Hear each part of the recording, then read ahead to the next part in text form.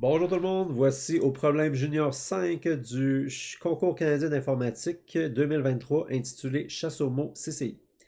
Énoncé du problème. Dans la chasse aux mots CCI, les mots sont cachés dans une grille de lettres. Les lettres d'un mot caché paraissent toujours dans l'ordre, le long d'un segment de droite, horizontale, verticale ou diagonale, et ce de deux façons. D'une façon, les lettres du mot paraissent le long d'un segment de droite. De l'autre, les lettres du mot paraissent le long d'un segment de droite jusqu'à une certaine lettre, puis continuent dans un second segment de droite qui forme un angle droit avec le premier segment de droite. Étant donné une grille de lettres et un seul mot à rechercher, votre tâche consiste à déterminer le nombre de fois où ce mot particulier est caché dans la grille. On va continuer à lire, ça va clarifier l'énoncé du problème avec les exemples, j'en suis certain. Précision par rapport aux données d'entrée, la première ligne contient une chaîne de lettres majuscules distinctes représentant le mot que vous devez rechercher dans la grille. La longueur du mot va être d'au moins 2. La deuxième ligne des données d'entrée sera un entier entre 1 et 100 représentant le nombre de rangées dans la grille. La troisième ligne des données d'entrée sera un entier entre 1 et 100 représentant le nombre de colonnes dans la grille. Le restant des données d'entrée fournira les lettres de la grille. Cette partie des données d'entrée doit contenir R-lignes. Chacune des R-lignes doit contenir C lettres majuscules, chacune des lettres étant séparée des autres par un espace simple. OK. On regardera tantôt la répartition des points selon les tâches à accomplir. Précision par rapport aux données de sortie. Les données de sortie devraient afficher un seul entier non négatif H représentant le nombre de fois où le mot est caché dans la grille. Excellent. Donc, premier exemple, voici le fichier contenant l'information en entrée. Donc, d'abord, le mot à chercher. La grille a 5 rangées, 7 colonnes. Voici première rangée, deuxième rangée, troisième rangée, quatrième rangée, cinquième rangée. Et voici une représentation visuelle de la situation. Et le mot menu apparaît 3 fois dans cette grille-là. Une fois de façon horizontale, une fois de façon verticale et une fois de façon diagonale. Donc, en sortie, on a 3. Un autre exemple ici. Donc, on a le mot à chercher, c'est le mot nature. On a une grille ayant 6 rangées, 9 colonnes. Voici l'ensemble des lettres de la grille.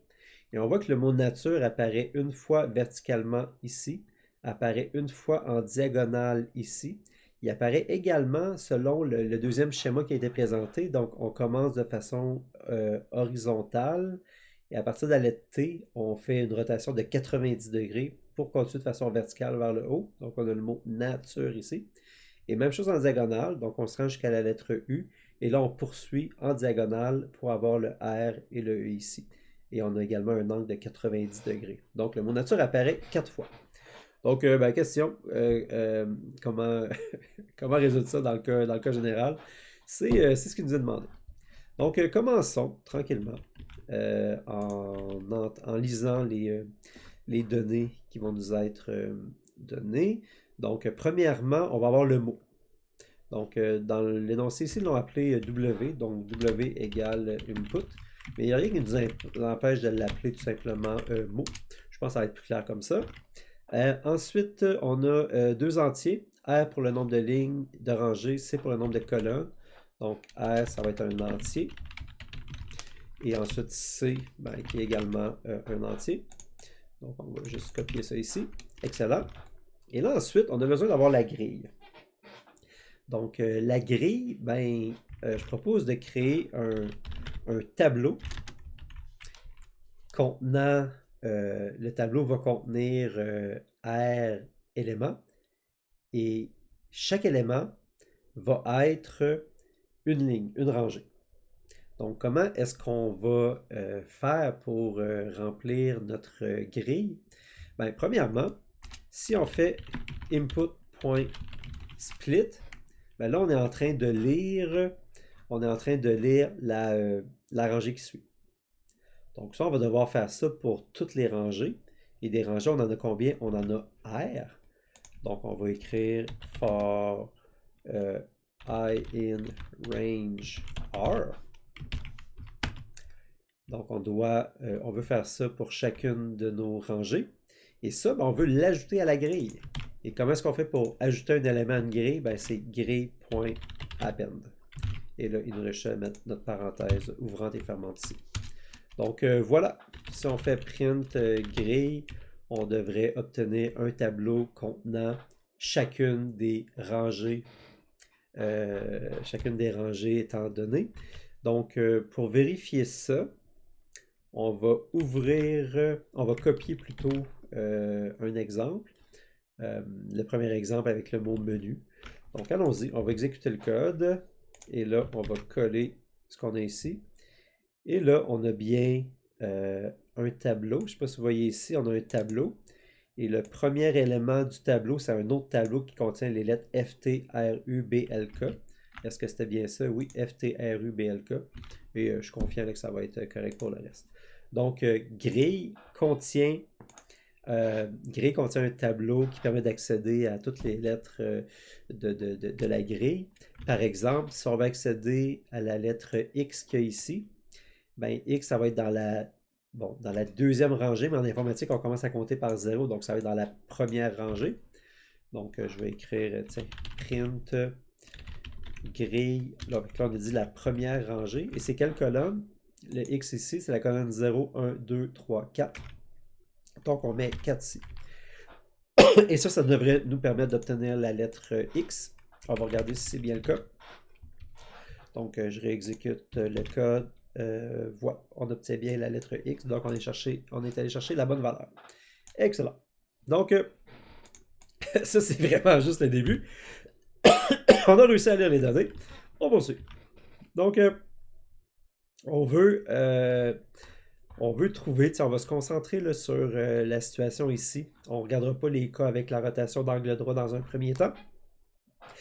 Donc, comment est-ce qu'on fait pour vérifier si le mot menu apparaît dans notre grille? Ben, l'idée que j'ai eue, je vous dirais déjà en passant, ce problème-là, je l'ai un peu exploré, puis l'approche que je vous présente ici, ça n'a pas été ma première idée, mais je la trouve plus efficace. Donc, premièrement, on va chercher toutes les occurrences de la première lettre du mot. Donc, je rappelle que là, le mot qui nous intéresse, c'est le mot menu. Donc, on va regarder toutes les premières occurrences de la lettre M. Toutes les occurrences de la lettre M. Donc, si j'en manque pas, c'est tout ça là ici. Et là, à chaque fois qu'on va rencontrer la lettre M, on va regarder dans les 8 directions possibles.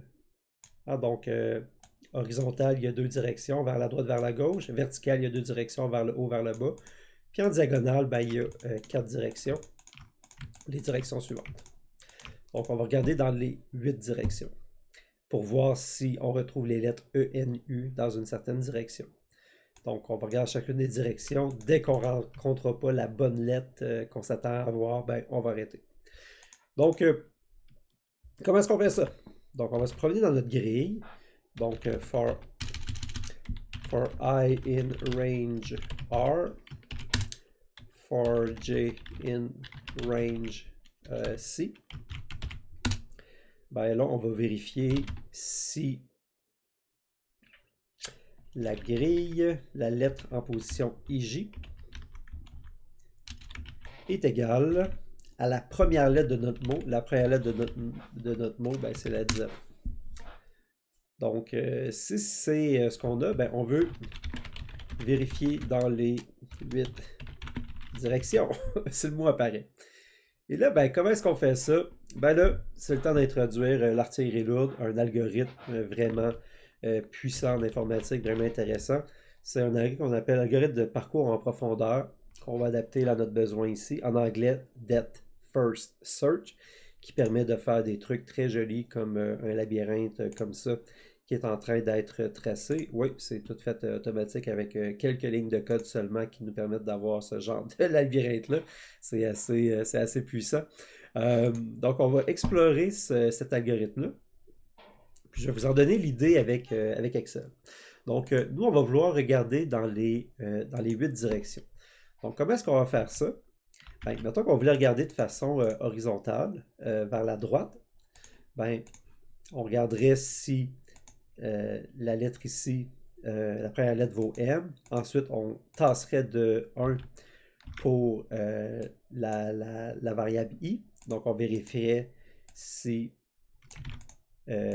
Je vais juste montrer. Là, on vérifierait si grille i plus 1 j est égal à la...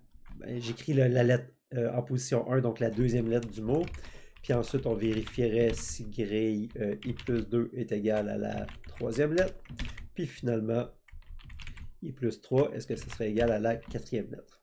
Donc, c'est ce qu'on voudrait faire. Mais ça, on veut le faire dans les 8 directions. Fait que plutôt que de copier ce genre de code-là à chaque fois, ce qui ne serait pas super intéressant, ben, on va se créer une fonction qui va vérifier automatiquement dans chacune des directions. Donc, je vais aller créer la fonction avant ici. Donc, c'est un algorithme de Depth First Search. Donc, on va l'appeler Depth First Search. Et là, qu'est-ce qu'on va prendre en entrée? Ben, d'abord, une valeur D pour la profondeur. Pour voir, on est en train de vérifier quelle lettre. Donc, quand D va valoir 0, ça va être la première lettre qu'on va vérifier, le M dans notre exemple. Quand D va valoir 1, ça va être la deuxième lettre, le E de menu. Quand D va valoir 2, ça va être la troisième lettre, le N de menu, etc. Ensuite, on va passer les valeurs I et J pour dire on est à quelle position qu'on est en train de vérifier. Et ensuite, on va donner le déplacement horizontal, puis le déplacement vertical. OK? Donc, supposons que je veux aller vérifier mon mot de façon horizontale vers la droite. Ben, je vais faire en I, donc en X si vous préférez, mais en I, on va additionner 1. Puis en J, ben, au niveau vertical, on va additionner 0. On n'aura pas de variation. Donc, pour vérifier cette direction-là, horizontale vers la droite, ben, DI va valoir 1, puis DJ va valoir 0. Donc, je vais déjà venir le mettre ici. Donc, DFS, distance 0, IJ. Et là, on a dit horizontale vers la droite. Donc, en I, on va avoir une incrémentation de 1. Et en J, au niveau vertical, on n'aura pas d'incrémentation. Donc, ça, là, c'est la direction que j'ai envie d'appeler la direction Est. Tiens, E juste pour Est. Donc, c'est la direction Est. Ensuite, si on veut vérifier la direction Ouest, ben là, cette fois-ci, en I, on va devoir soustraire 1. Puis en J, on ne va pas avoir de variation. Donc, pour la vérification de la direction Ouest, ben, tout ce qui change, c'est qu'ici, on a -1 à la place. On va regarder Sud maintenant. Donc, si on veut descendre, ben là, je vous fais remarquer que si on descend, on est en train d'augmenter dans les rangées, puis on n'a pas de variation. On est en train d'augmenter dans les rangées, puis on n'a pas de variation dans les colonnes. Donc, on va avoir +1 au niveau de J, et on n'aura pas de variation au niveau de I. Donc, si on va aller dans la direction Sud, ben, pas de variation en I et une variation de +1 en J. Et remarquez là qu'on est dans le sens inverse de lorsqu'on travaille avec un plan cartésien usuel. En informatique, c'est de cette façon-là qu'on travaille habituellement. Donc, si on veut aller dans la direction nord, ben, cette fois-ci, notre variable J va diminuer de 1. Donc, pour la direction nord, on va plutôt avoir -1 ici. Et là, il nous reste les diagonales. Donc, on va commencer par la diagonale ici. Bien là, à la fois en I et en J, on augmente. Hein? On vérifie la cellule 0, 0, 1, 1, 2, 2, 3, 3, etc.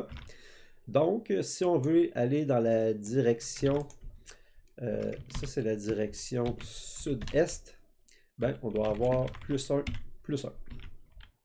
Si on veut aller plutôt dans la direction, disons, nord-ouest, ben, ça va être -1, -1. Donc, voilà. Je vais le copier ici. Donc, ça, c'est la direction nord-ouest avec -1, -1. Et là, ben, si on va aller, je pense que vous me voyez venir là, pour, pour le reste, là, il y en a un qui va être négatif, l'autre qui va être positif. Donc, -1, +1, puis +1, -1. Je vais prendre le temps de toutes les afficher, comme ça. Donc, si on va aller dans la direction nord-est, il faut que I augmente de 1, J diminue de 1. Donc, I augmente de 1, J diminue de 1, nord-est. Puis si on va dans la direction sud-ouest, c'est l'inverse. Donc, voilà les 8 directions possibles. Donc, et ça, ben, on va seulement faire ces vérifications-là lorsque on atteint une lettre qui est la première lettre du mot. Donc, on atteint le M ici, ben, on va vérifier les 8 directions, puis on va regarder pour lesquelles d'entre eux la lettre qui suit, c'est le E. Donc, OK. C'est le temps maintenant de se tourner vers notre fonction DFS, notre Depth First Search. Donc ici, là, ça ici, c'était vraiment juste pour l'initialisation. On va de nouveau faire la vérification rendue ici. Donc, on va avoir exactement la même chose ici. La seule différence, c'est qu'au lieu d'avoir mot 0, ben, ça va être mot, puis on va mettre la profondeur. Et là, présentement, on a passé 0 comme profondeur parce qu'on initialise l'algorithme. Donc, voilà, on remplace par D, D vaut 0 la première fois. Donc, et là, en fait, OK, là, nous, ce qu'on veut faire, c'est compter le nombre d'occurrences du mot. Donc, ça nous prendrait une variable qui va représenter ça. Je vais revenir dans le fichier ici. Ça dit qu'en sortie, on doit sortir un nombre, un nombre non négatif qui représente le nombre de fois où le mot est caché dans la grille. Puis ici, il suggère de prendre h comme valeur, donc pourquoi pas. H égale 0. Et là, ben, ici, en fait, si on a la bonne lettre, on veut continuer. Mais si on n'a pas la bonne lettre, ben, on va sortir. Donc, on va arrêter l'exploration et on ne va pas incrémenter cette variable. Donc, ça, c'est la première des choses. Ensuite, un autre truc super important qu'on va mettre avant, c'est qu'on ne veut pas, j'en reviens dans Excel, on ne veut pas déborder à l'extérieur de notre tableau. Hein? Ici, on a rangée 0, rangée 1, rangée 2, rangée 3, rangée 4. Colonne 0, colonne 1, colonne 2, colonne 3, colonne 4, colonne 5, colonne 6, ben, on ne voudrait pas aller à une valeur négative et on ne voudrait pas aller à une valeur plus grande ou égale au nombre de colonnes et au nombre de lignes. Donc, c'est aussi un truc qu'on va vérifier avant de faire la vérification ici, parce que ça se pourrait qu'on soit en dehors de notre grille avec le I et le J ici. Donc, si, là on a plein de choses à vérifier, si I est plus petit ou égal à 0, N, I est, c'est pas plus petit ou égal à 0, c'est juste plus petit que 0, ou I est plus grand ou égal au nombre de lits, puis c'est pas N, c'est OR, ou J plus petit que 0, ou J plus grand ou égal au nombre de colonnes. Ben, dans ce cas-là, on est en dehors de la grille, donc notre mot, il ne fit pas dans la grille. La vérification qu'on est en train d'effectuer, elle ne fonctionne pas. Hein, par exemple, s'il y avait un E ici, donc on vérifierait là, puis ensuite on vérifierait ici, mais là on serait en dehors du tableau, il faudrait arrêter l'algorithme. Donc ça ici, c'est la condition d'arrêt parce qu'on sort de la grille. Ça ici, c'est la condition d'arrêt si la lettre qu'on est en train de vérifier n'apparaît pas dans le tableau. Et sinon, ben, on poursuit l'exploration seulement si on n'a pas, si on n'a pas atteint la longueur complète du mot. Hein? L'algorithme, qu'est-ce qu'il va faire? Il va commencer à vérifier le M ici. Donc, il est là. Ensuite, par exemple, s'il s'en va en bas, il va vérifier le E qui est ici. Et on va augmenter la profondeur. Ensuite, on va encore augmenter la profondeur. Ensuite, on va encore augmenter la profondeur. Donc, ça va être profondeur 0, profondeur 1, profondeur 2, profondeur 3. Et si on est rendu à une profondeur de 3 pour un mot de longueur 4, ben, on a trouvé le mot. Le mot est trouvé. Donc, on doit avoir cette condition-là de réussite. Donc, c'est si ben, la profondeur est égale à la longueur du mot moins 1. Parce qu'on a dit qu'on commençait à 0, 0, 1, 2, 3. Donc, si le D vaut 3 et qu'on est rendu ici, donc 3 étant la longueur du mot moins 1, ben dans ce cas-là, hey, victoire, on va incrémenter la variable H. Donc, H plus égale 1. Et on va sortir de l'algorithme. Excellent. Et là, ben, il reste le bout qui fait que l'algorithme va fonctionner. Si on n'est pas rendu à la fin du mot, ben là, on doit de nouveau chercher. Hein? Donc, on doit poursuivre notre exploration. La profondeur va augmenter de 1. On a la même valeur... Ah non, la valeur en I, ben, ça va être I plus DI. La valeur en G, ça va être J plus DJ, parce qu'on veut faire le même décalage. Et ensuite, on a de nouveau DI, parce qu'on veut garder la même direction, et de nouveau DJ. Donc voilà. Fait que ça ici, ça devrait donner de quoi d'intéressant. On va regarder avec notre exemple. Ici, le mot apparaît 4 fois. Et là, je sais d'avance qu'il va y avoir une erreur. Donc, c'est quoi l'erreur? Ben, ça dit que la variable h, c'est une variable locale. Donc, on ne peut pas, je sais pas, modifier sa valeur ici. Comment est-ce qu'on corrige ça? Ben, effectivement, la variable h est définie à l'extérieur de la fonction. Donc, on va la rendre globale. Et c'est de sa façon suivante qu'on fait ça. Donc là, maintenant, on a dit que la variable h est une variable globale, donc sa valeur elle va être changée puis conservée, même les fois d'après qu'on va appeler la fonction. Donc voilà pour la petite solution. On réexécute le code. On exécute. Et là, ici, on n'a pas, mon Dieu, on a appelé toutes les fonctions, mais on n'a pas printé la réponse. Donc on va regarder si ça fonctionne. Et on obtient seulement 3. Ah oui, c'était bien ça la réponse à celui-là. J'avais 4 en tête. On va retourner voir. Donc oui, on a bien 3. Et ben voilà, l'algorithme qu'on vient de créer concerne les cas où on fait des vérifications horizontales, verticales, diagonales. Et ça devrait couvrir les 3 premières séries de tests. Donc on va aller vérifier. Donc on va soumettre notre code. On est rendu au 5e problème. On parcourt. Et on va déposer notre fichier. Et on va regarder qu'est-ce que ça donne. Donc, c'est en train de compiler. On a réussi le premier test, pas le deuxième, mais ça, on s'y attendait. Et on a réussi la première série. La deuxième série, ça va très, très bien également.